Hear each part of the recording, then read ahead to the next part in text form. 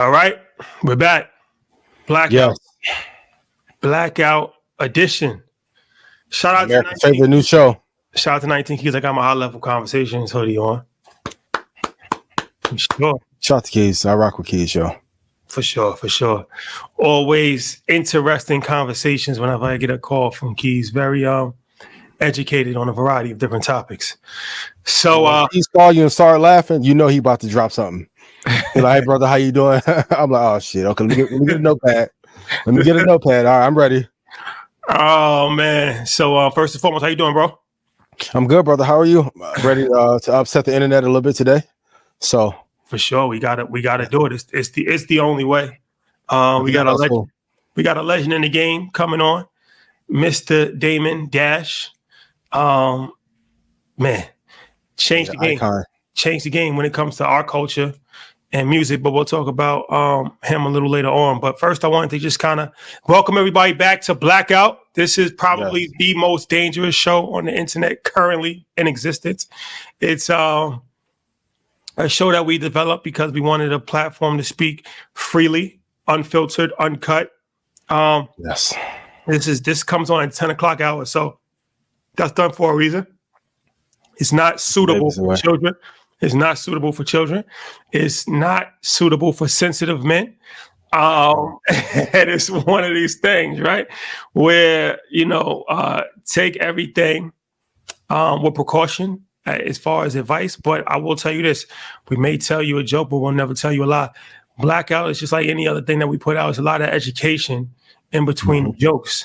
And if you listen hard enough, then you can learn and pick up some real game.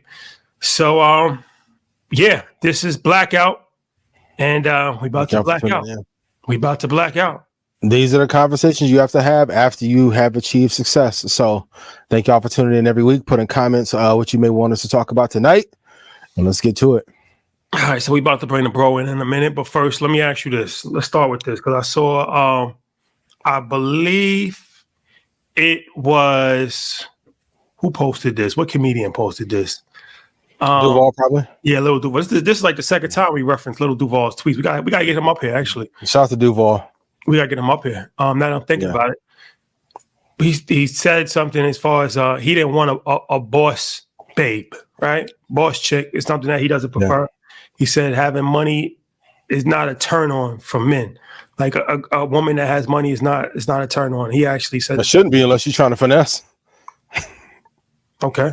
So would you rather a boss babe or a stay-at-home mom or a tweener? What I call a tweener is somebody that is a secretary who has an income, right?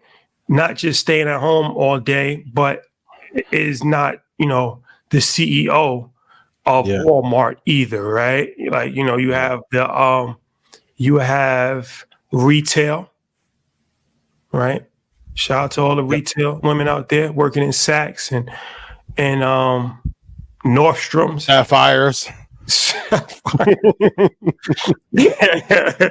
And you have secretaries work in dental offices or work for a financial advisor. Yeah. Call centers. Occupations. Call centers still exist? Yeah, I think India. So. Yeah, India, Bangladesh. Yeah. So where do you fit? What's your sweet spot? I ideally probably tweener. Like you have to have a passion or something that you love. But like if I run into somebody and they're like, "Hey, I'm a boss chick. I work all day grinding," like that's not attractive. Like I have my own bag. It's a big satchel. I'm cool. I'm happy that you're doing whatever you want to. But sometimes like that energy can be a lot too masculine for my liking. I've done other versions, stay at home, they don't do anything. Interesting to say the least. You gotta do something in some way. So yeah, in between, I said it before, like I don't think a woman should have to leave the castle to go work for someone else's. So do something in my business or have something going on. But I don't want like a boss bitch. See, I've dealt with that. Mike was here. The little Bronx chick was a boss babe. Some of y'all be boss baby and then you getting financed by a dope boy. Lil Meech. Little Meech. I can't take my cousin groceries in. Shout out to me. You know what I mean? So, yeah, hey, listen. We uncovered the Bone scandal last week. We gonna uncover the dope boy financing your ebook business. Come on, how you get a McLaren off selling ebooks for $19? It's difficult. So, I would say this. I would definitely, what's ideal? But I never want to knock. I never knock the hustle. Don't do this politically correct. Get in trouble with me. No. I don't knock anybody's hustle. If you choose to build an empire, I'll support you. Come to Invest Fest. Fuck that. What's the real? Come on. Come to Invest Fest. Now, what I'm saying is that I want to be careful with my words because I never knock a hustle. And there's a lot of women out here. I get in trouble. There's a lot of women out here that's getting to a real bag on the entrepreneurial side. So I respect it and I salute them. Like, that's amazing. I said, when I was a financial advisor, most of my clients were women. So I appreciate the women that's out here getting to a bag and providing for themselves, for their family. Like, salute. That's amazing. Now, with that Listen, I'm about to dirty Mac. You clearly beat me on Love is Blind. My dumb ass come out. No, bitch, I don't want you to work. I'm your boss. Report this to me. I'm gonna clean it up by season 2. Oh, I'm gonna call Cliff or whoever I need. Yes, put me in the podcast. Go ahead. So I will say this though, like, I respect it. But I think sometimes with a alpha entrepreneurial mindset, male or female, there's a mindset that goes in that's kind of difficult to be with, right? So I feel like for a woman, me personally, it would be difficult for me to be with a super aggressive when it comes to like, boss, like I just, that's something that I would probably not mesh well with. Gravitate to, yeah. For me, I would appreciate more of a softer vibe, and like you said, fortunately, I was able to make a dollar out of this situation. So I'm okay, right? Like I don't have to. I'm not on the poverty line, so I don't necessarily have to, try to look at a woman's income as something that I want to, in my financial situation. Of course, money is always beneficial, right? But I'm not looking at that. That's not my go-to. I think that's what he was saying. Like, that's not his go-to. Is like, oh, you got to turn on. Yeah. And I think that's the bigger issue, because a lot of times people have always said like, yo, she got a good job, she got a good career. I never cared about that, right? And I think that's what he's saying, because I never looked at a woman as like, okay, a good job is going to turn me on. Not to say that you shouldn't have a good job, but how does that benefit me? This is how I look at it. How are you having a good job benefiting me? 9 times out of 10, family. You're going to be busy all the time. You're going to not be available. Whether it's corporate or entrepreneurship, you're going to be focused fully on that. You're not going to be able to travel whenever you want. So what's the benefit? Oh, that's the headache when they can't go, and then they don't want you to be with the joints that's out there. I can't place a trade with you and then not place a trade nowhere. Oh my God. Okay. Place the trade. These are just jokes written by 85 South, 19 Keys, and Lil Duval. Yes. So yeah, for me, I never looked at it like that, and I never really actually the one I would talk to a doctor one time. Biggest, worst occupation in the world. Terrible. I never do that. Nurses. Shout out to the nurses, but boy, big red flag. Never do that again. Like who wants to be with somebody that's always studying? You got to work at 3:00 in the morning. I'm good. I'm super cool on that. So yeah, my sweet spot is the tweeners that's out here. I'm a tweener. What if that boss babe was with a soft approach, like a Janae Aiko approach, but they sell real estate in Woodland Hills or somewhere? In Woodland Hills. That's cool. That's cool too. It's just it's a certain level of availability, vibe, temperament. I just feel like when you're in business, you're automatically, your brain is triggered a certain way. I know that because I'm in business, right? Yeah, yeah. It's dog eat dog. Yeah, it's dog eat dog world. So me personally, I am more prone to people that are more good energy, free flowing, less stressed.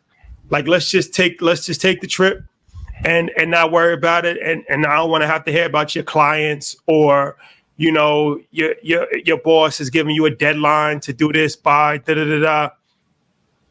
I got enough stress in my own life, business. Yeah. Don't worry about your Zoom while we in the Bahamas. Or let's be business partners. Yeah, right? See, that's the perfect. So let's do this. Let's do the I'll invest in your business. I need a business plan. Absolutely. I need a business plan. I'm not just giving somebody $10,000 and just, good luck. I need a business plan. But if it's a solid business, let's talk about equity situation, and let's see how I can get some money out of it. But you gonna take equity in your business partner's business? I mean, in your relationship's business? If I put money in. I'm on the same vibe. I'm like, hey, I'm with Diddy on that. I need 59%. But it gets awkward. It gets awkward if you break up, though. That's the only thing. Does it really? Yeah. Send my money, and I'll keep telling everybody how great you are. They're not going to give you access to the books. They're going to start changing passwords on you. Oh, it gets awkward. Yeah, it can get crazy. Turn the location off. But hey, without further ado, we warmed it up, and now we got our guest in the building. So let's bring him up. All right, guys. I'm loving how you're evolving and putting so much money into production. You got to listen to the mentors, right? This guy. If it ain't broke, don't fix it. If it ain't broke, don't fix it. Low overhead is low overhead. Yeah, I see. I'll be. Well, for me, I like to be inspired. It's important for me to dream clearly, and I can't do it from a little tiny desk in a small office. I have to dream big. You know what I mean? So everything has to be aspirational around me. But that could be an issue that I have. I don't really look at cost effective when it comes to dreams. I just want to make sure that I always have scale and that I'm constantly evolving. I've never really looked at saving money. And, either way, you're going to fight. So you might as well fight in luxury. But then let me ask you, that's a good way to start. You said this numerous times. You don't believe in saving money. You put your money in the streets. So you obviously know our background, right? We're financial literacy. This goes against everything. This goes against everything that we talk about. No. You guys are, I would look at y'all like y'all report about financial stuff that's going on first. And you also talk about the businesses that you're in. But there's so many ways to do businesses. Like, there's a perspective of an entrepreneur from a founder. There's a perspective of an entrepreneur that buys companies in distress. There's so many different ways to pull a skin a business cat. Y'all do the way more or less, you don't use your own money. We only use our own money. We're not doing that. We're not doing that. Yo, that's what we're not going to do. Listen, me and Rashad's biggest fight was about.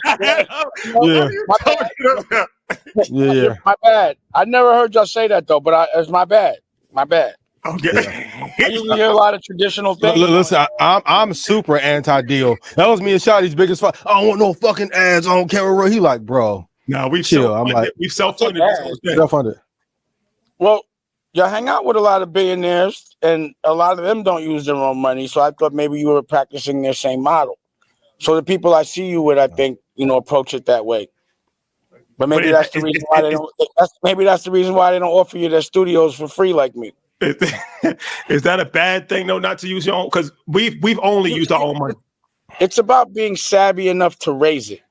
You know what I mean? So the thing about, from my observation of people that do raise money, like someone we know in common, like a Keenan or something, what they say is it's a game of odds. It's 3 successful meetings out of every 70. So it might mean someone has to tell you no 67 times. You know me, I'm not good with no one time. You know what I mean? So And that's because of the PTSD that I have of shopping major artists like Jay or Kanye, literally, and people telling me no. And if I would have listened to them, then I would have potentially missed out on a lot of things. You know what I'm saying? So I'm not listening to people telling me no that just aren't cooler than me. And I'm not asking people to give me something, pause, that's for people that's not cooler than me. And I'd rather work. I'd rather fight. But to me, it's more of a fight to be around people you don't like, people that smell funny, people that are just not the type of taste that you want to be around. You know, that's why I'm in Winter Haven. I don't want to be around everybody. You know what I'm saying? On the media side, though, the media landscape is changing. Podcasting has damn near fell apart. I know you for many people it has. I didn't know. I never really got into the podcast game. I was just on people's podcast game. You know what I mean? But now that I have most are doing well. Now that I have my own platform, you know, it just makes sense to leverage whatever's going on in the media to something that you really own. But for you, at what point when's the big exit? To back to Shotty's point, I know you reinvest everything, but at any point, do you think you would just sell off one of the businesses, ride off into 100%. The sunset, or I'm selling off my interest in Reasonable Doubt. So, you know, if I can get a certain amount of money for that, you know, again, I was trying to, you know, sell it at auction as an NFT 2 years ago. I was trying to get 20, 30 million. And that's what was going to fund the rest of my companies. And then I had to even be strategic about, because this is a business show. People that are here should understand this. Yeah. So I'm the CEO of Roc-A-Fella Inc., right? But if someone else pretends they're the CEO of Roc-A-Fella Inc., they could sue somebody on behalf of the company, correct? So Jay and Biggs Jay said he's the CEO of Roc-A-Fella Inc. He hires his own lawyers, but now Roc-A-Fella Inc. is paying those lawyers. So in essence, now he's accusing me of doing something that I didn't do, meaning trying to sell a whole interest, everybody's interest, when I was only trying to sell mine, for the sole purpose of trying to change bylaws, but for making phony bylaws to say that we collectively have to agree if someone wants to sell. And the message they sent out is that if you try to buy this, whoever buys it, you're going to get a lawsuit. So it became a toxic asset. Yeah. You understand what I mean? So what I had to do was take a judgment, let them go chase it. But now I get to go to a public auction. They can't say shit. Whatever I make, 800,000 got to go to them. But if I'm trying to sell it for 10 million, 20 million, that's how much it would have cost in legal fees. Double, because he would have been burning my money. Plus, I'd have been paying money to go to court with guys that I'd never want to go to court with.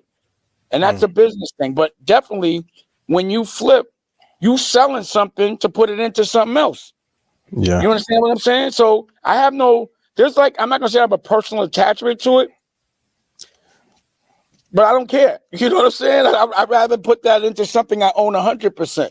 Something that I did 20 years ago, which is what I call a form of residual income, could make me so much money or even help me fund something else 30 years later. So this whole thing with Reasonable Doubt, just so I have a clear understanding, you're trying to sell, you own 1/3 of Reasonable. I own 1/3 of Roc-A-Fella Inc. We sold Roc-A-Fella LLC, which had everything else that we made in it, but I carved that out, and Roc-A-Fella Inc. has one asset, that's Reasonable Doubt. That's owned by me, Jay, and Biggs. I wanted to sell my 1/3 as an NFT, you know, innovative 2-3 years ago while it was popping, and they did a lawsuit saying they said I put the whole thing on the blockchain, which was a lie, but only to muddy waters. You know what bylaws are when you have a company, right? So all companies, we did it when we were young. I had no bylaws.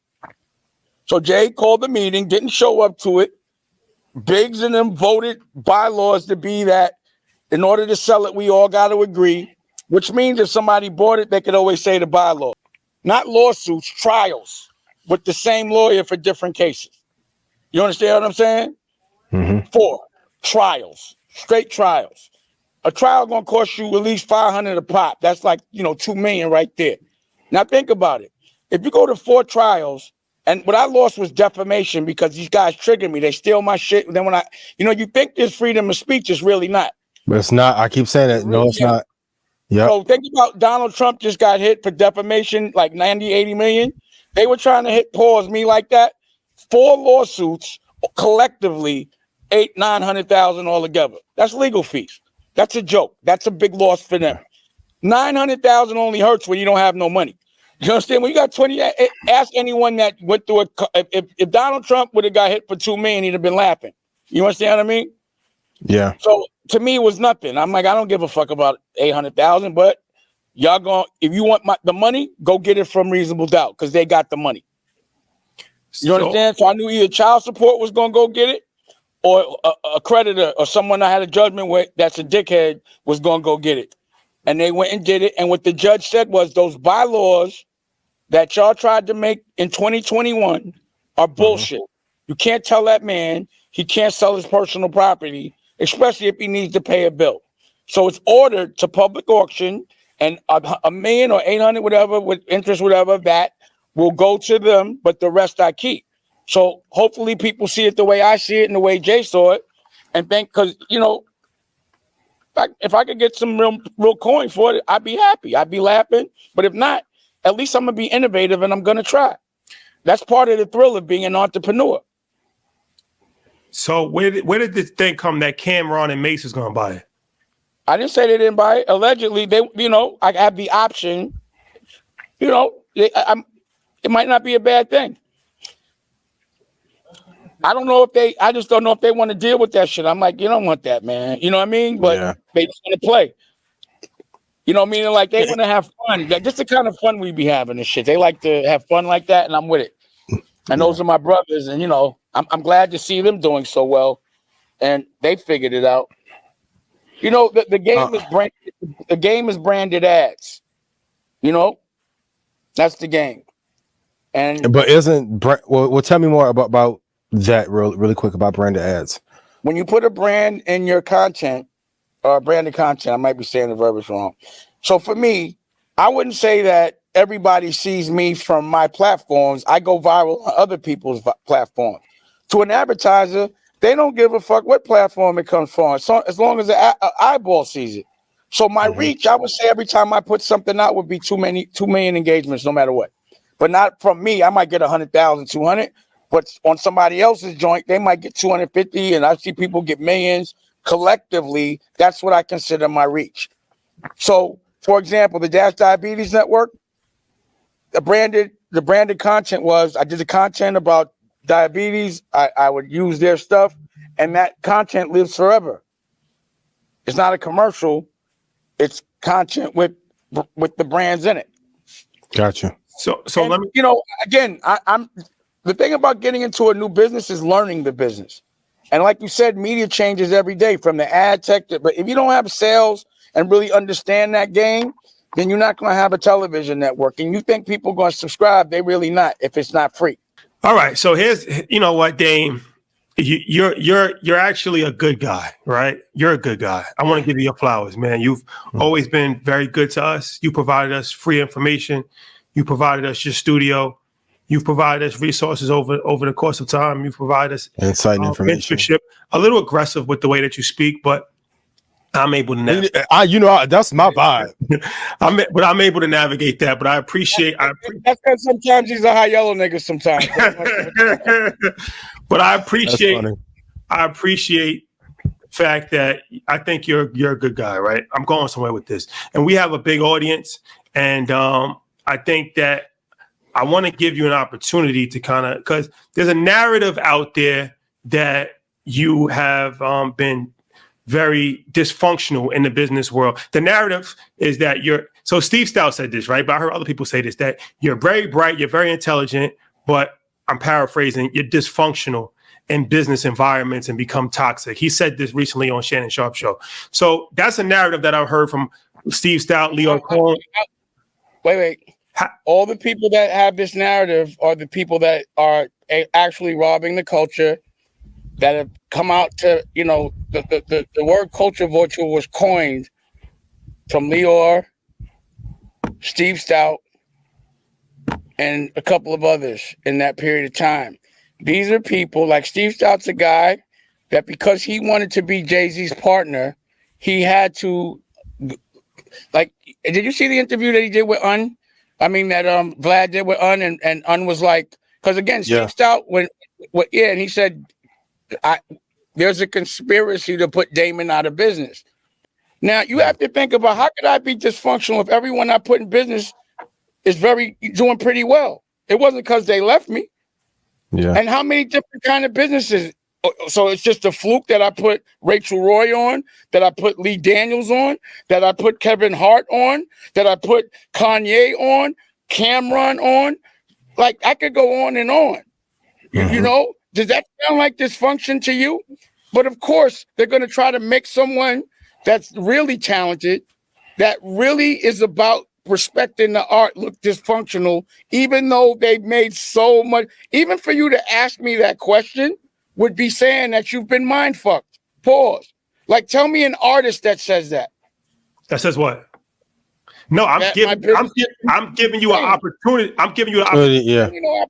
I'm asking you to give an opportunity for free thinking. You tell me one artist that says that my business acumen is dysfunctional. An artist. I don't know. I don't know. Right. Everyone you named was like, so Lyor invented the 360, and I'm against it. So of course he's gonna say that. This other dude, he's the one that they used to be telling me Steve used to tell people I was crazy because I told people to be independent. He called me and said sorry because his business model, and probably because and again, I don't know, it was allegedly whatever, had to raise some money and got some money. It's probably a hustle for him. But it's now he's preaching every single thing that I've been preaching for 20 years. Yeah. So imagine having Jay-Z, Lyor Cohen, and Steve Stoute and other people that I don't know completely admitting openly that they've conspired to get you out of business. Is that not what unsaid? Yeah. But so let me ask you. How could you trust anything? Wait. How could you trust anything Steve Stoute or Lyor says based on their past? Like, wouldn't it make sense that they would say, like, if somebody, like for me, dudes that don't want me to fool around with their girls, they start saying lies and bullshit about me in front of them. No, I hate that. Also, they business dirty macking. Got you. But do you think? Wait. For me, for him to be saying that publicly about my business that has nothing to do with him, I had no business. Don't you think that's trying to put some degree of a narrative and make me have a degree of a reputation? But did I not send you a video of me doing country music with all my cowboy shit on from my ranch 2 years ago? Yes or no, Rashad? Yes, you did. Yes, you did. 2 years later, everybody has cowboy and doing country music. Am I in the future or are people copying? All this. It's hard being an innovator, though. It's your delivery. It's hard being an innovator. Wait. It's hard being an innovator with people conspiring against you to take your ideas and take the credit by saying things like you just said. None of those people should be talking about, especially Steve. I did no business with him. Unless, you know what he has to gain from talking bad about me? He gets to do business with Jay-Z. See, this is what they sold Jay-Z. And y'all keep asking me why I keep talking. Y'all, it's my history. Y'all keep asking about him. But I'm going to talk about it. It don't matter because this is the only way that I could actually defend myself at this point. Yeah. Because they've already admitted they conspire against me. You understand what I'm saying? They've already admitted it. So what the fuck am I supposed to do? Can you imagine being an innovator and having 3 or 4 people lying on you and doing anything they can to make your name look bad just so they can get the credit for what you do? And now you look at everything I've done, look at everything they're doing, and ask me if people are not copying me. And I do it with my own money. These people have the ability to raise and use other people's money because they'll give it. I'm not going to give my culture and a cultural idea to somebody else's culture for them to exploit just because they got the bread. Yeah. You understand what I'm saying? Like, I'm not going to do that. That's why I didn't put Paid in Full on another channel or network, because I'm going to break my own network. I have too many franchises. I'm not going to have another culture telling me what to do about an experience that's more actual to me than them. So of course they're gonna paint a picture. How you think Jesus got hung up on the cross? They convinced somebody, and his name's Joshua. Joshua got hung up on the cross, allegedly, because somebody said he was a bad guy. Right or wrong? Yeah. True. And paraphrasing the story, condensing it pretty much, shorter version, yes. Yeah. But I think Rashad was going to bring something up about delivery. What I'm saying, Dave, here's my thing. Go, Dave. In self-reflection, do you feel that sometimes your delivery, because like I said, I understand it, right? I understand it. I'm familiar with the way that you talk, even without knowing you. So I don't take anything personally. A lot of people. No. Question. Rashad, you've known me for a good amount before you had a logo. You've known me, right? When you first got every second you met me, what have I tried to do but anything but help you? I said right? I said when that. Incredibly helpful. Yeah. I said you're. Can I finish? Yes. I'm not asking for your validation. I'm talking about logic. So the things that you hear about me, you have never seen, and you've been around me more than them, correct? I've been around you a lot. Y'all froze. Y'all froze. Can you hear me? Can you hear us? I can hear you. Yeah. Okay, yeah. I think we're still good. We're still good on our right. Your personal experience with me has not been anything that you've heard. After this, the way that I've given you information, would you want me to do it different? Can I speak? Can I speak? I gotta speak. I gotta be able to communicate my thoughts here. Every time you talk, the shit cuts out. You must be saying some bullshit. No, I'm playing. Go ahead. Oh man. I'm a little bit more. I think I'm a very mild-mannered person, and I have. No, man. See, you're giving it. No, stop. I'm not doing Come on. We gotta let my guy finish, man. Come on, we from the same spot. You gotta let my guy finish. I don't want to hear Mile High Yellow nigga shit right now. All right, go ahead. I'm trying to explain something to you. Mile High Yellow niggas. Go ahead. Yeah, no. I'm trying to say that I think that my life experiences, my temperament, my admiration and respect for you, I'm a different type of person. I don't take things personal. I could listen to you. But I think depending on your background, depending on how you was raised, depending on your temperament, some things might be triggering to some people. That bother you. Yeah. Yes, Dane. Yes. He my cousin, I swear, yo. Do you know anybody else that's friends with you that has a bad experience with me? I don't know anybody that had a bad experience with you that I know personally. No. But don't think you're some special guy because I don't yell at you. I don't yell at people. That's not me. Okay. It's not because that's what I'm trying to get. Dan, this is what I'm trying to get. You trying to say it's a false narrative. This is important. Okay. But I need you to say it. Of course, I'm gonna say it. You should say it. But I don't know if it's a false narrative or not. You do know it's a false narrative. You've been around me. I've seen you scream before. You know it's a false narrative. You know I don't go around flipping on people. I'm the coolest nigga you know.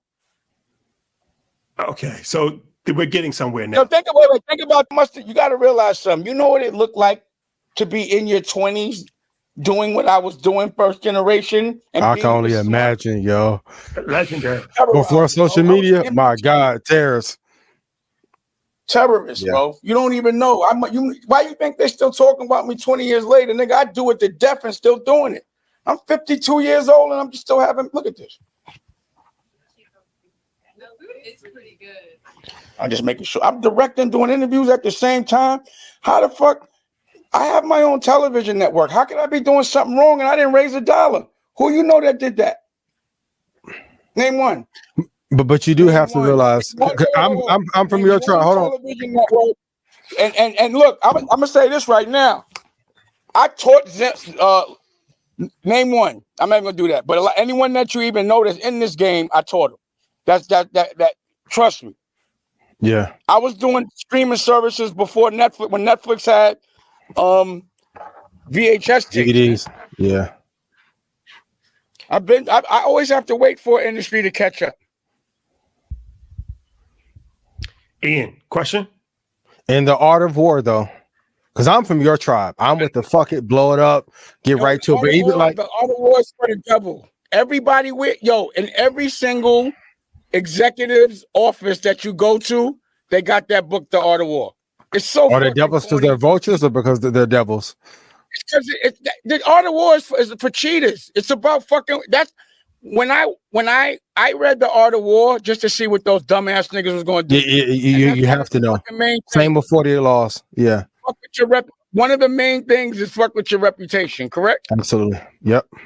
So what are they trying to do? Why would he get on? Listen, I must be hot. If 20 years later, in the middle of an interview, somebody got to talk about what I did 20 years ago that have shit to do with them, that means from them observing they want to be me. I retired at 35. I'm 52 right now. Think about going back 3-year-old or yeah. What you was doing like your 20s. Most motherfuckers was children or in jail or whatever. I came from everything, dysfunctional family, mother died, diabetes, and I'm motherfucking first generation breaking a social class by the time I was 19. With no What blueprint. do you think that looked like? Yeah. Freestyling. And then motherfuckers got the nerve to say I could have did it wrong. I'm like, nigga, I was a kid. What are you talking about? Look what I did. Look what I do. What you should be saying, yo, you was amazing. I can't believe you dealt with all that shit at that age like that without going. Yeah, I don't know how you did it. Yeah. Do you That's why they can't get over it. Y'all ain't gonna never be me. That's what's not gonna happen. Not y'all, but those that want to, that are like trying to act like it. Like even the stuff I go to court for, everyone always tries to steal my work. Like this. But if you know that, should you not give them ammunition to continue to steal? But if you know that, should you continue to give people the ammunition to steal? Like I've said this publicly. I don't think you. I haven't been around this nigga in 20 years. You ain't. What ammunition I'm giving them? I'm a fucking in winter. Hate is everlasting. You know that. What I'm saying is, what ammunition am I giving somebody? Just hear me out real quick. I rock with you. I fuck with you. I'm from the same tribe as you, right? But my thing is, if you know people are going to steal your ideas, and I've said it plenty of times, that same talk you gave at Breakfast Club when Gary Vee said it, they ate that shit up like it was Jesus, and you was on entrepreneurship wave way before Gary. Shout out to Gary, D-Rock, Mike, everybody. But my thing is, if you know they're painting a narrative to defame you, to then steal, why not? And I think this is what Rashad was getting to. Why not be nicer to alleviate the threat of more stealing happening? Why do you keep saying I'm not nice? Because I yelled at Lyor? You just got to stop saying that. You're brainwashed. Who am I not nice to? Well, hey, Rashad, have I been not nice to you? Yeah, you've been incredible. Even the couple times I met you. And hey, I'm from East Chicago, Indiana. The shit that you're doing with Gary and Eddie, I rock with you forever. So thank you. But what I'm asking you is, why do you think I'm not being nice? I think the perception. Nice. Public. Yeah, because listen, it only takes 3 or 4 people to do that. But even Rashad and I have had this conversation. Me and Rashad have had some heated discussions. But at some point, I had to make the decision: like, am I going to fuck up the relationship over arguing over a point, and we trying to get to the same goal, or will I? But pick my spots. The people I'm arguing with are trying to get to the goal of exploiting artists. The people I yell at for exploiting artists. Why do I yell at Lyor? Not because of what he did with me, even though he did some bullshit. I don't like the way he treats my people. I don't like the way Steve Stoute treats my people. People, I'm defending us. I'm not. You're telling me be nice to my op. I'm nice to the people that ain't my ops. Okay, let's talk about this. Let's talk. I want you to tell me when I just need you to tell me when I haven't been nice to someone that doesn't deserve it. It's not a thing of nice. I think that, like I said, I think that it could be a delivery thing. So and people like to somebody that they got bothered to the extent that they. No. Let me just tell you something. I'm a founder, and you can't tell somebody that did all those things to do it different. If I wouldn't have done it the way I did it, there would be no Jay-Z. I'm gonna say this, and you ask Jay-Z anytime, there would be no Jay-Z as a rapper if it wasn't for me. He wasn't trying to do it. He wasn't trying to rap? No, he was trying. He was rapping with Jazz. He had stopped completely. He was hustling. And I'm from the Midwest. Listen, when you put your arm around Kanye, like it was different. Just listen to me. It would have been a Kanye, but I did, make sure he was all right. But with Jay, I've shopped Jay. I gotta give you credit for that. At the time, Chicago wasn't rocking with Kanye like that until you put your arm around him. Oh, okay. Let's be real. All right. So that's my point. Like certain people, especially him, he wasn't going to start a record company. No one was signing him. So everyone that's around him now told me he was whack. So this is helpful for me to even. I'm learning. Actually, I don't even know who's around. You know what? I'm talking about the Lyor Cohens and the Steve Stoutes. I don't know who's around him, but those people saying it. Lyor's the same person that tried to say, "Yo, you guys are cold." Before we did Streets is Watching, I'm not fucking with Jay no more. Fuck you. I'll do Streets is Watching myself. Then we do Hard Night Life. He turns into this nigga's ball sacks. It's fucking crazy. So you saying that motherfuckers jump ship and perform when they have to. You gotta remember something. I left the music industry to do fashion. I didn't want to do it no more. I still don't want to do it. I just put out records because I need music in my movies. So this is helpful for me to even get a better picture. You're saying essentially you have to be this aggressive person because that is the only reason why it even worked out to begin with. Because I guess Jay was doing his thing hustling. You had to be super aggressive to convince him to be a rapper and super aggressive to convince the labels to take you guys serious. So you definitely took us serious. We had to become our own label. But that's what I'm saying. So he's like, your temperament, it's like a butterfly effect, right? If you would have changed. Listen, if I wasn't Dame Dash, there would be no Roc-A-Fella. There's no Roc-A-Fella. So, because the Bulldog was good when it was working until, I dare anybody that was there to say that there would be a Roc-A-Fella without me. I dare anybody that was there to say that. Anybody that was there to tell me that Roc-A-Fella didn't come from me fighting to make that happen. That's why y'all still talking about me. But then sometimes it would not have happened. Let me ask you this. Why is it that after I left Roc-A-Fella, there is no more Roc-A-Fella, is there? No, there's not. Right after I left Rockware, whoa. Right after I left Rockware, there is no Rockware. You got sold off, right? Yeah, because I'm not even gonna tell you that right now in this sitting, the slick shit that nigga did for that. I heard. Oh, all right. Let's talk about what you're doing now, man. You got a network that you're very passionate about. Every time I talk to you, talk about this network. So obviously, this is the number one thing that's on your mind right now, right? What makes you want to start something that is a TV network, right? How does that thought process come into your mind? Like I said, most people are going away from TV business, cutting back. People are firing people left and right. What makes you want to dive into that business? What do you see in that business that you think is a gem? Well, on the artistry level, the freedom to be artistic and get paid full on my own and not have to ask. But on another level, anything digitally, it wasn't about a television network, it's about streaming service now, which is the new television network. But anything that you can aggregate people, you get data.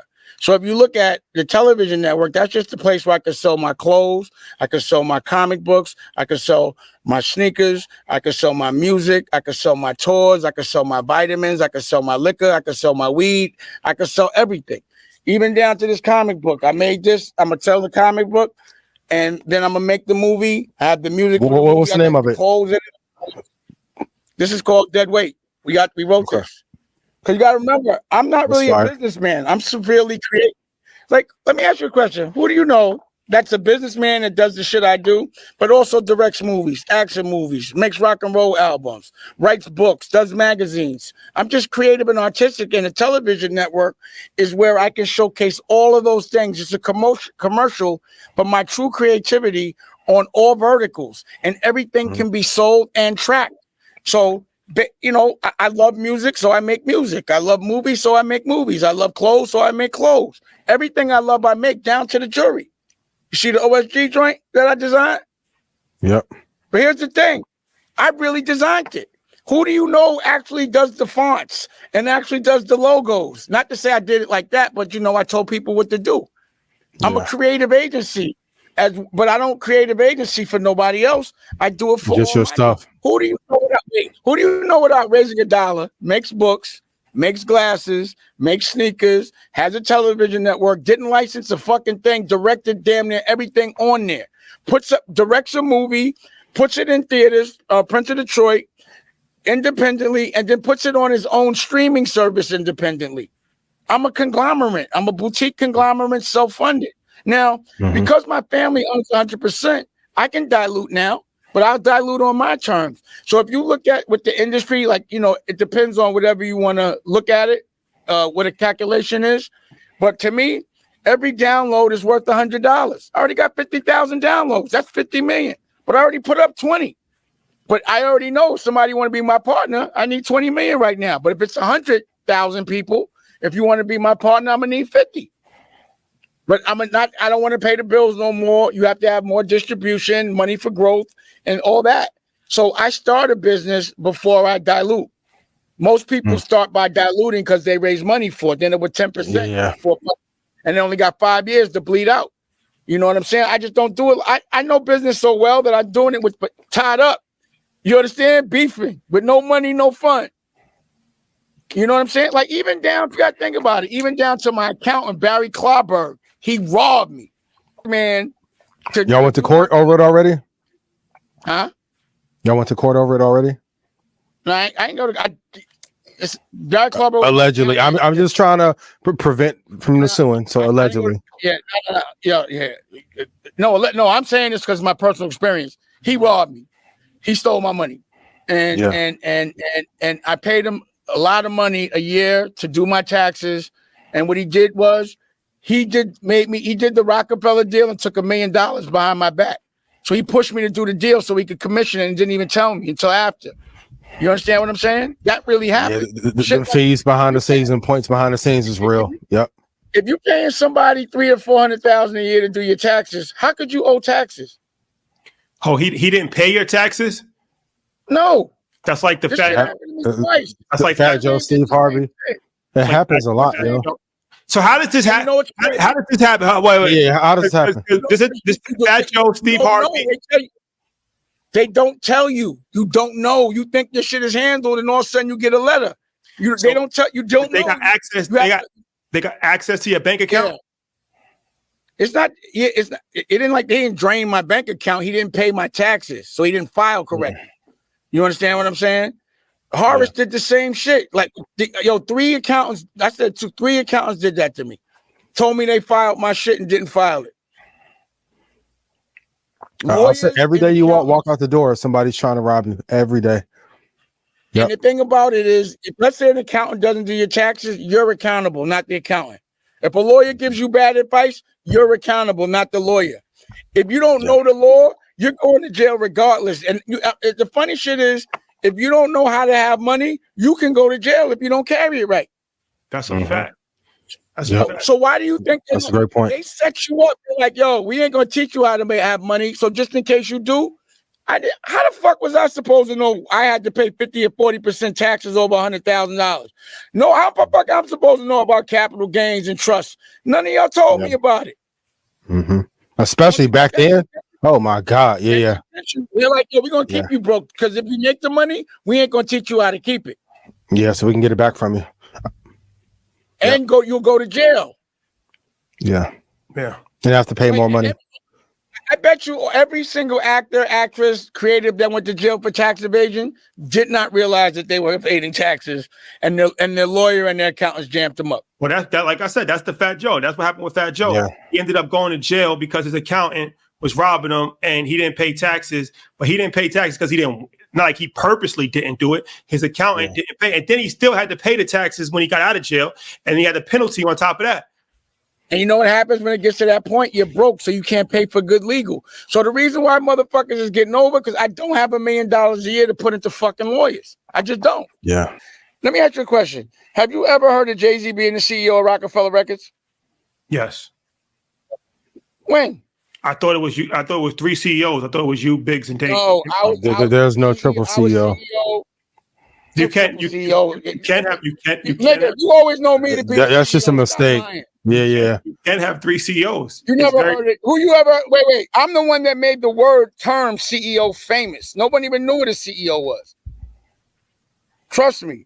When have you known Jay to be the CEO of Roc-A-Fella? We all owned it as partners. He was the rapper at Roc-A-Fella Records. What was his title? What was his title? He's supposed to be CFO, rapper.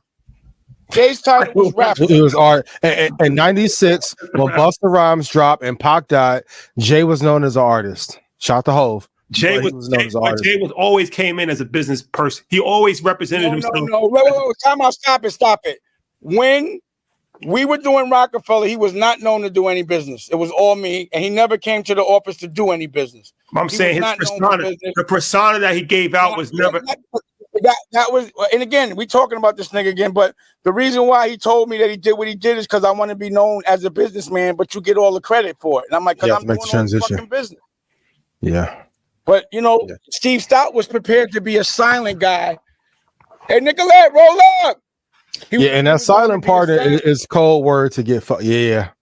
He was known to be a silent guy, so Jay could take the credit for it.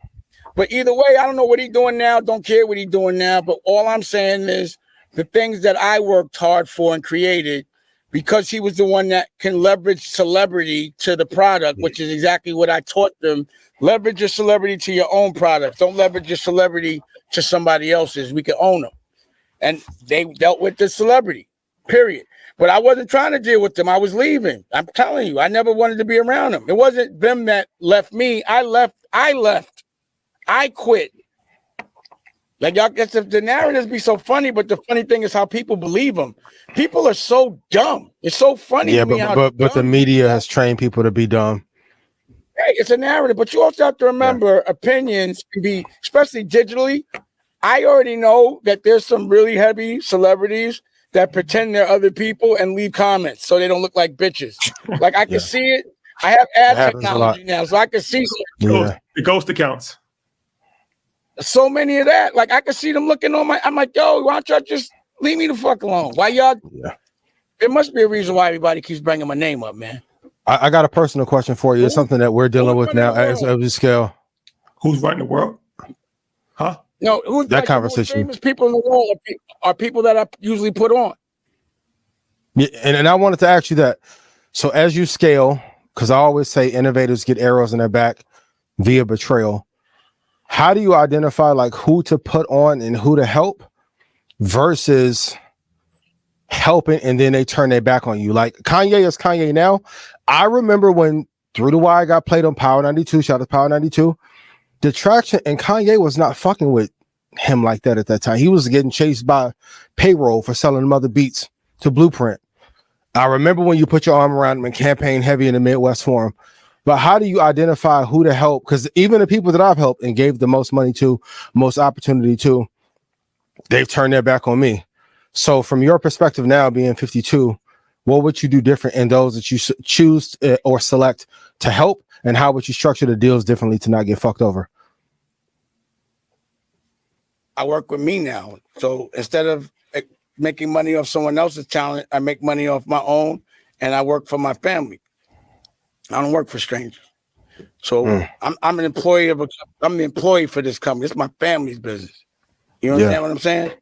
And as you see, I started to do work like, I hustle. I'm in love for a living. So I hustle with my girl. So she does her children's books. I make my music and my movies and collectively. That's why. And I have a TV show called In Love for a Living. Wait till you see it. Shit is fly. So before we leave some game, what do you think people are doing wrong as far as this? It's the creator economy, right? Everybody's a content creator, but very few people are making any money. So I have a theory. This is becoming like the new, they used to have struggling artists. The original struggling artist was painters. The next struggling artist was musicians. The third iteration of struggling artists are content creators. It's the same thing. Worse. It's the same thing happening generational difference. So, but what's the question? What can they do? What can they do differently? What are they doing wrong? You froze. Can you hear me? Yeah. What can they do differently? Artists? Content creators. Content creators. People I that think content. Content creators have to learn the art of creating content. So if you're going to just sit behind a table and let 3 cameras play, there's no art to that. You have to prepare. You have to learn how to be a real filmmaker if you want to be in that business. So you should know your lenses. You should know how to break down a script. You should know how many people. You should be able to be a line producer.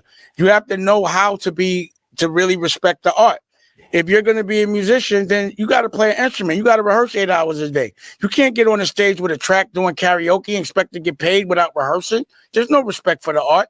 You have to take more time with your craft. The reason why people are making so much money and then all of a sudden they not, because it's bullshit when you're fucking and you freestyle it. There's no art to it. That shit don't last long. So who do you know that's a really good filmmaker that can really shoot, that really can do all these things, that's not making no real money, that's doing it like real? I don't see nobody. But a lot of times people that make content, it's 3 minutes. They don't know how to do, structurally, beginning, middle, and end. Beginning, introduction of characters, middle conflict, end resolution. There's just certain things you got to know. But how do you do that when Disney is fucking falling apart? ESPN is in shambles with the exception of a few talent. Like, they're spending too much. So you're talking about linear television. That's what you're talking about. Well, podcasts are fucked. Like okay, Daniel spent $2 billion on podcasts. He's not had a positive return yet. So it's not just linear, it's podcasting as well, it's digital. Most people are not making the money. Daniel from Spotify spent, yeah. Go ahead. Because they're not getting the full CPM, they're getting robbed. Tell us more. Well, if a CPM is $22 and you're only getting $2 and they getting the rest, if Snoop Dogg could fucking go 1 billion streams and only make $40,000, that's why. Crazy. Because when we do, every million people, you get like $7,000. Where the fuck in the world do you go platinum and only make $7,000? It's fucking. That's insane, why we're broke. We're broke because we getting robbed. That's the reason why it's worse than record deals. Yeah.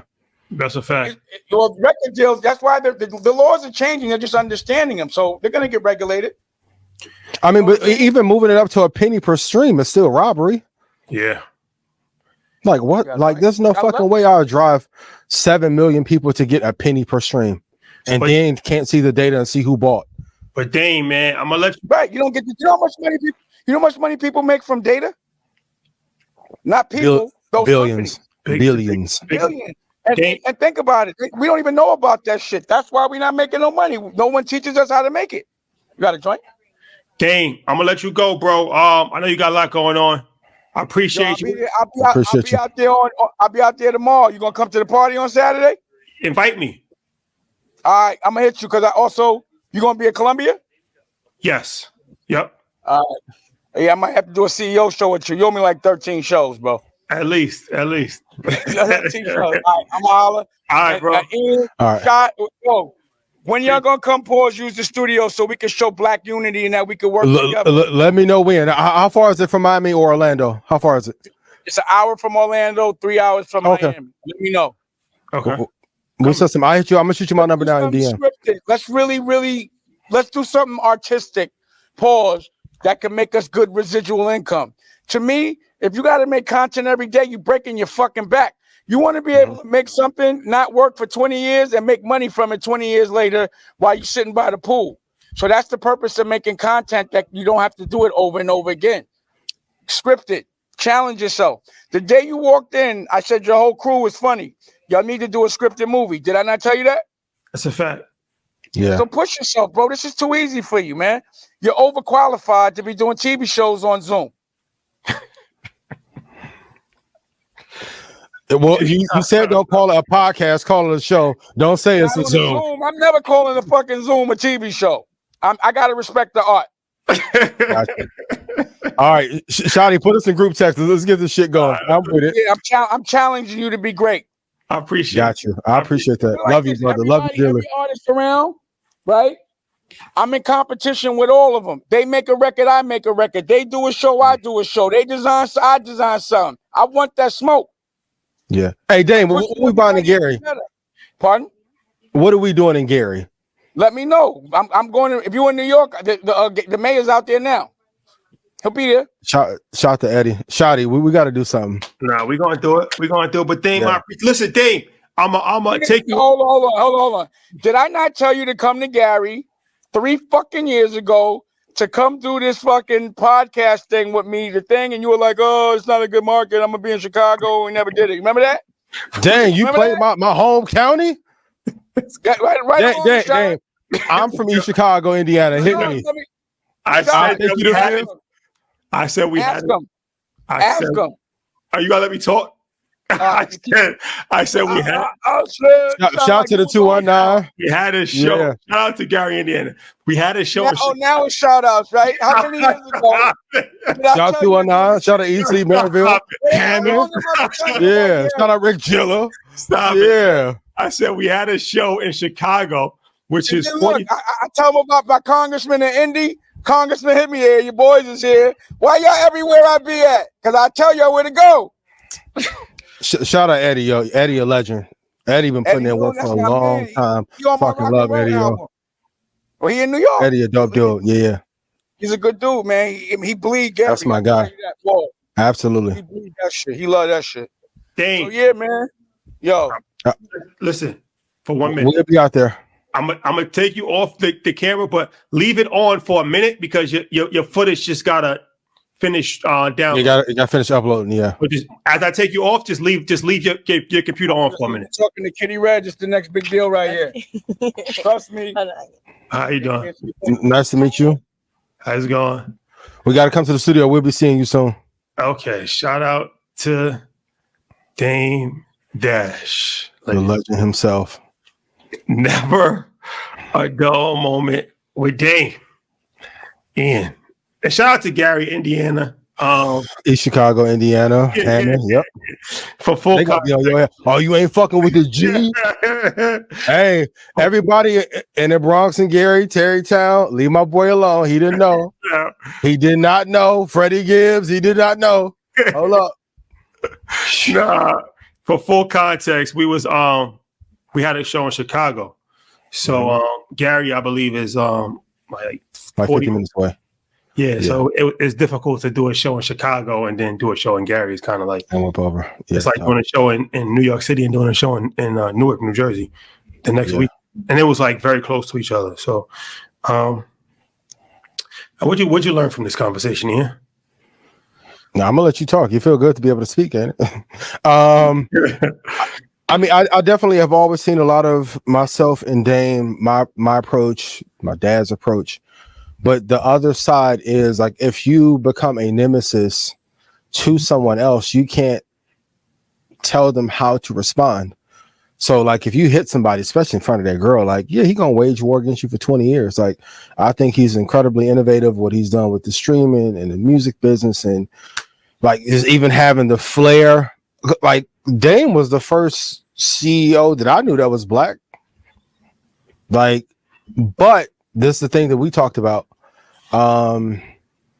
You have to be able to get along with your partners, because then if you rub the relationships the wrong way, it's still a relationship at the end of the day, regardless of how much money you're making. You have to be able to get along. Like, shout out to Blackout, shout out to the show. Like, we could have did this 3 years ago. Like, shit had to be smoothed out. And plus, people forget, like, we were just learning each other too. So when we on the phone, I'm gonna tell y'all the story. Like, Shotty called me like, "Yo, bro, you want no ass on the show?" I'm like, I want no fucking ass on the show. I don't care what Rogan do. I don't care about them CP, all that shit. And it was like, all right, bro. I'm like, damn, I went too far. I was on some Chicago shit, right? So the business model was right, but the approach was wrong. Especially, and my grandmother used to always tell me this: like, if you disrespect a man, especially in business, make sure you do it in private and not public. You can't defame somebody or harass or assault somebody and not expect them to get back if they're not built a certain way. So I've learned you can be right in the business model and the innovation, but you still have to have like that power of nice to be able to get things done so you don't make a bunch of enemies. But what about you? What were like the top 2 or 3 lessons you took away? Shout out to Dame. Always a action-packed conversation whenever we speak to Dame. And I felt that he brought up a few different points as far as a narrative that has been constructed, in his opinion, has been constructed of him that might not necessarily be true. Right. I think that's an interesting way of that. Sometimes people can paint a narrative. So it's important to be mindful. Mindful, because public perception is important in business, right? Whether we like it or not, it's something that is important. But that's why you always lead with a compliment, then give the critique, and then compliment again. That's a good lesson. Be quick to praise and slow to criticize. Tell me more. That's a famous quote. I think it's in Dale Carnegie's book. I forgot which person said this, but it's one of these like really like titans of industry, and they were saying that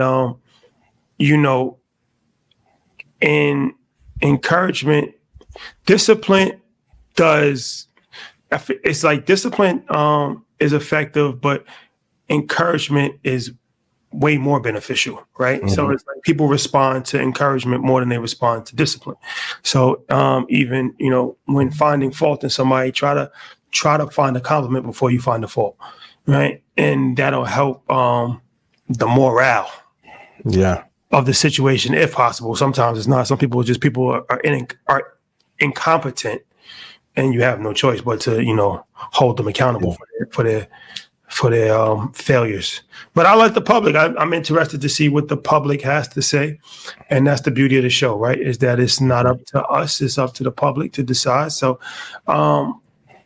this is one of these blackouts. It's called blackout for a reason, by the way. And he told a lot of truth. It's from called lawyers to the accountants. Oh, for sure. People being in your partner's ear. Even we talked about it before on Market Mondays last year. You like, I'll see the comments about, Ian, go make another show. It's like, and we did. Well, it wasn't what they was thinking. That's a common theme of like accountants.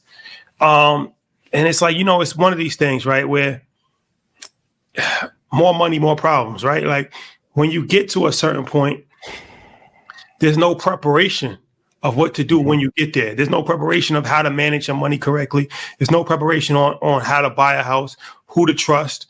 It happened to me. I got robbed by a real estate developer, right? So it's like there's so many different pitfalls that you have to go through that you can't appreciate until you actually get to that point, and there's no preparation for it. This is on the job training. You learn as you go. So it's like, it's easy to criticize and say, okay, well, you should have known this, you should have known that. Well, you're not even in a position to even say that, because you can't have a full perspective until you actually get there. Especially for him in 97, 98, like it was hard to get a Rob report in Fortune magazine if you were in the hood. 97, 98. Like, I know Puff gets a lot of shit now, but he was the first one I seen to like hit that list for artists. And like that was my introduction to Forbes.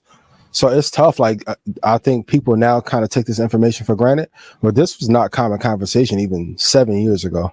So in 97, 98, 99, trying to figure it out, especially how treacherous the music industry is, like it was amazing he was able to even pull that off and fight all those battles and still be good. And for those of y'all who be like, yo, Dame not doing good, I haven't been to the one in LA, but Dame's doing good. Y'all can stop he's struggling. No, he's not. No, he's not. Yeah. People are crazy. No, he's not.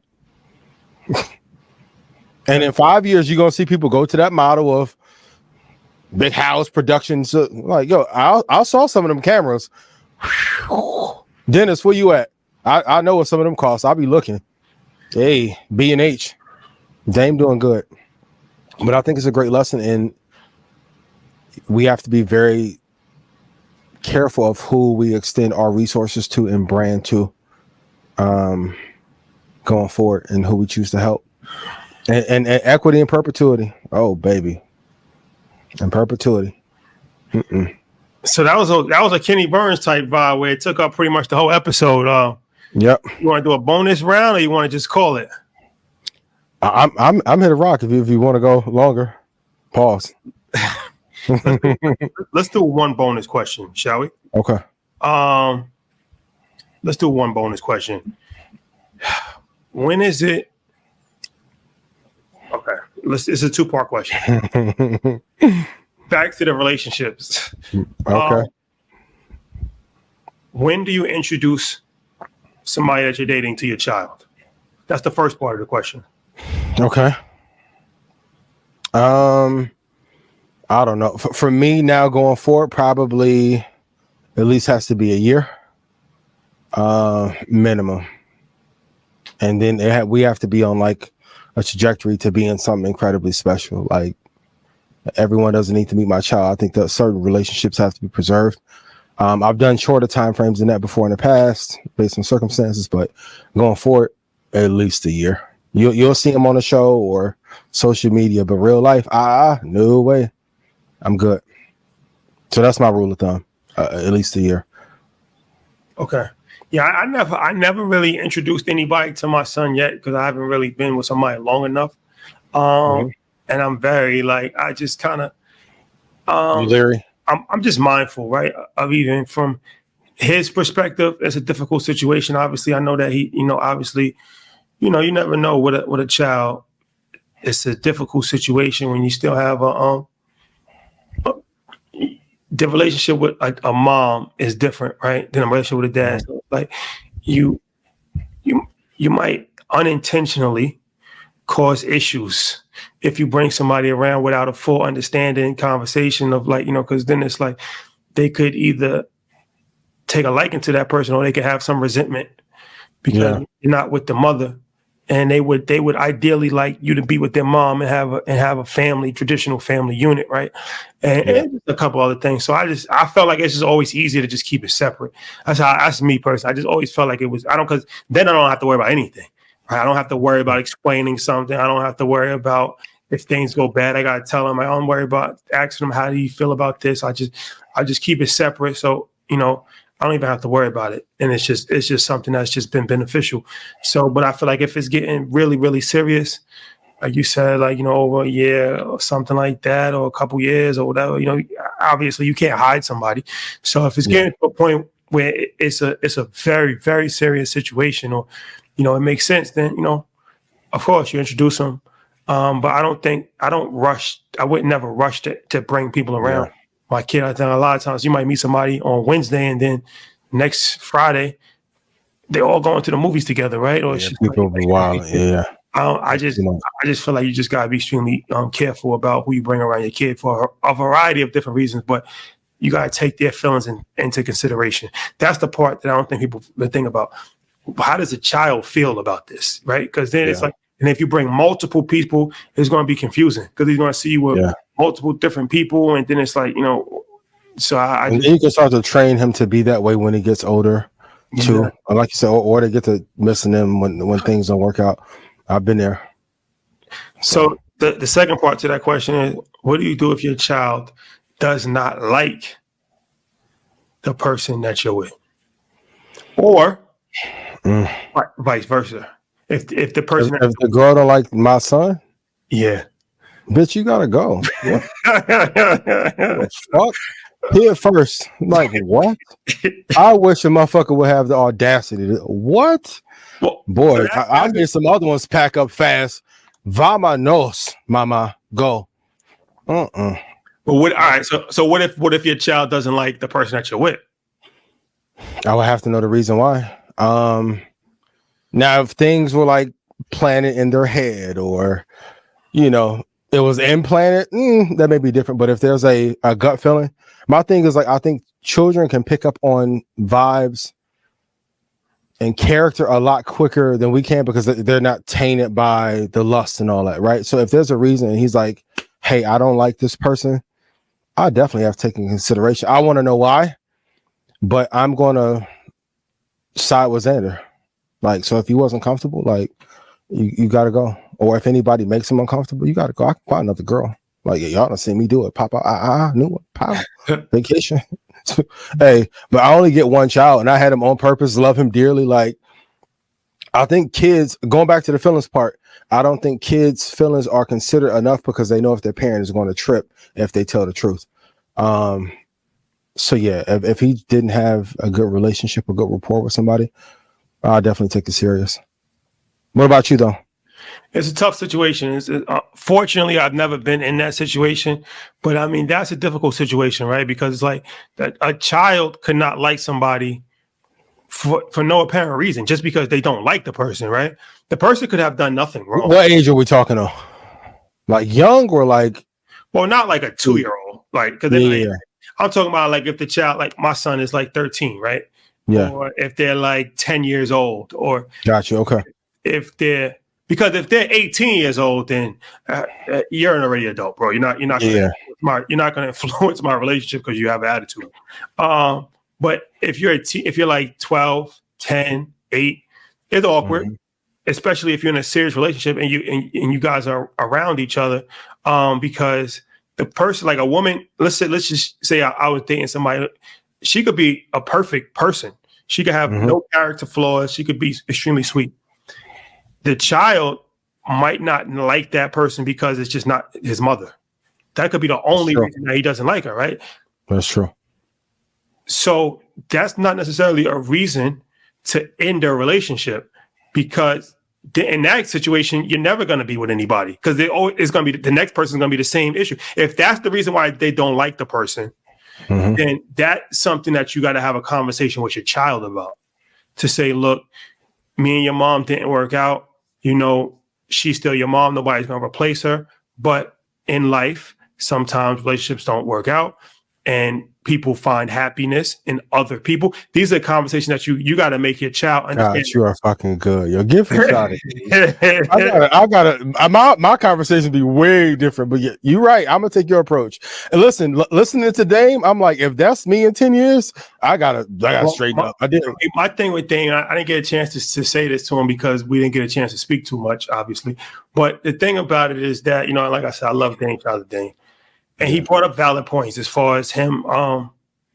If he changed how he was, there would be no Roc-A-Fella, right? Because he had to be a pit bull in order for them to actually get, and that's very understandable. But there's a thing called changing over the course of time. Like you see Mike Tyson now, now because he's training for a fight, but in general, he's not the same person that he was when he was 21, 22 years old, right? You grow. So it's like you might have came in the door on some, kamikaze, just blow this whole thing up situation. And that at that time was needed. As you get, now you're in the buildings and there's billions of dollars that's being made and hundreds of millions of dollars coming in. It's a thing that just approach. How you become a little bit more diplomatic, right? In your approach. At least you can still have that, in your approach, mentality, but your communication might be a little bit more diplomatic. You might be a little bit more laid back. You might be a little bit more understanding of things. And that's my only situation. I feel like sometimes you can't be the same exact person forever. Like, you know what I'm saying? At some point in time, it got to change. So I have to say, as far as my communication, I just try to, you got to think about how somebody would want to hear a message. That's how I always think about, like, how would I want to hear a message? Like if somebody's telling me that they have a problem with my work ethic, that I'm doing things bad, that all these different things, right? Yeah. How would I want to hear the message? I don't want to hear the message like, yo, you're a lazy piece of shit.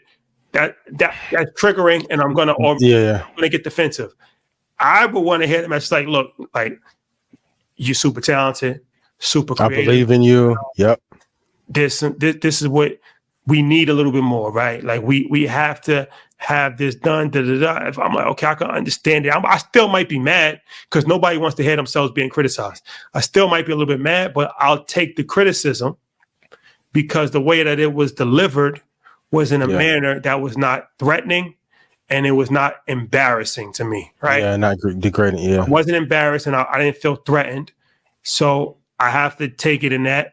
I'll digest it and then I'll come back and I'll try to be a better person. So I just feel like communication is extremely important. But Roc-A-Fella Records, you can't erase the history. It's legendary. No matter what anybody says, it's legendary. And I just hope that I don't think that they'll ever be on the same page, but at one point in time in life, before it's all over, hopefully they can just be at very least civil. You know, when it comes to Steve Stoute, obviously everybody knows that we have a working relationship with United Masters, and we have a relationship with Steve Stoute also. But we have an objective platform. So I'm not co-signing anything that's said about Steve Stoute. But it's not my job to be a public defender either, right? I have a relationship with Dame Dash. I have a relationship with Steve Stoute. Both of them have been beneficial to us. Both of them are different people. They have different personalities. I can see how both of them be difficult to work with from a pure, honest standpoint. I can see how both of them can be difficult to work with. But I can also see how both of them are extremely intelligent and are extremely talented people. And I can see why both of them are legends in their own regard and why both of them have shifted the culture in their own regard. So, you know, men sometimes have problems and pride, ego, and different things come into play. So I never get in the middle of men's beefs or men's issues if I can help the situation, but this is the situation I can't help. So I remove myself from that situation. But just to let people know, so because you know it could be awkward. You see us with Stoute, you see us with Dane, but I'm neutral in this situation. I have respect for both of those gentlemen, and hopefully one day they can kind of just sit down and have a conversation and resolve their issues. You know, at the end of the day, they both black men. At the end of the day, right? That's how I look at it. Like they both black men. So if you're a black, hundreds of millions of dollars, though, if that's taken, not to cut you off, man, that's gonna be tough for Dame to want to sit down if he believes that. Yeah, it's tough. But that goes back to the Justin thing. Like I keep saying that every day that you leave the house, people are plotting and looking to see how can I take that shit from him. Huh. Everybody. And even if Steve did do that today, he pulled it off. That's the other part about the vulture that nobody ever talks about. If Lyor is a vulture, man, he made a hell of a lot of money being a vulture. Vlad made a ton of money being a vulture. Going back to work ethic, my one thing I always say about Vlad, he gonna get them 3-minute videos up. Other content creators, I'll see y'all go hot for 2 or 3 weeks and you'll stop for 6. Even people, yo, you do another show, you recording again? Yeah. Gotta add this to my bag to get the Vanguard. Yes. That's a fact. So all right, my brother. Man, I appreciate you. It's been real, man. Legendary episode. I'm gonna let you talk the whole week since Dame overtalked you. I was trying to screen, you know, the pin down. You weren't going. You weren't going. Wasn't gonna happen, man. But all right, guys, be safe out there. We'll see you on Monday for Market Mondays.